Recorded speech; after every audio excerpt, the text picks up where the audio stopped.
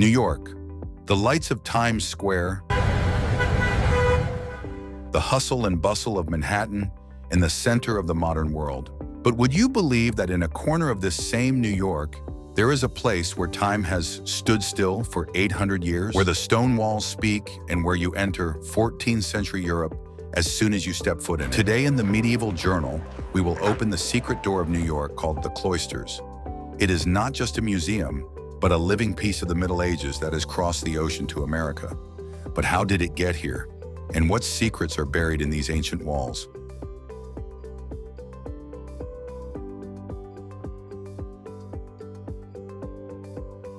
When we think of medieval times, we think of knights, castles, and dark corridors. This era lasted from 476 to 1450. Interestingly, when these grand monasteries were being built in Europe, the island of New York was inhabited only by dense forests and indigenous tribes. So how did these 12th century stones end up in New York?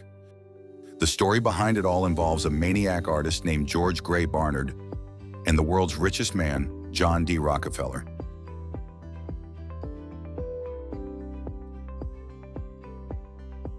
The story begins in the villages of France.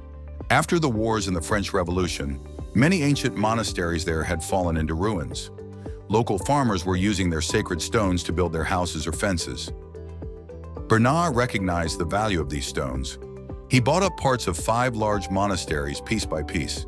The stones, weighing thousands of tons, were numbered, packed into wooden boxes, and sent on a perilous journey across the Atlantic. It was a unique mission in human history, to transport history from one continent to another. When you enter the cloisters today, the noise disappears. There is a special smell in the air here, the smell of old stones and herbs. The gardens. Here are grown the same plants and herbs that 13th century physicians used for medicines and magical potions. The Unicorn Tapestries. Here are rare tapestries hanging on the walls depicting the hunt of a unicorn. For medieval people, the unicorn was not just a myth, but a symbol of purity.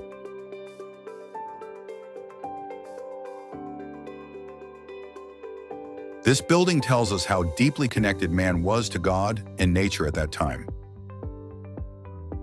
The skyscrapers of New York are a symbol of ego, but these stones are a symbol of humility. There was only the sun for light, and the time was determined by the ringing of church bells. In today's digital age, this place in the middle of New York reminds us where peace lies.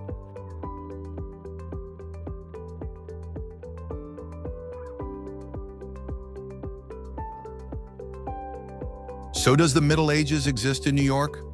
Yes. It's preserved in these stones that were brought from France. It teaches us that history never dies. It just changes places.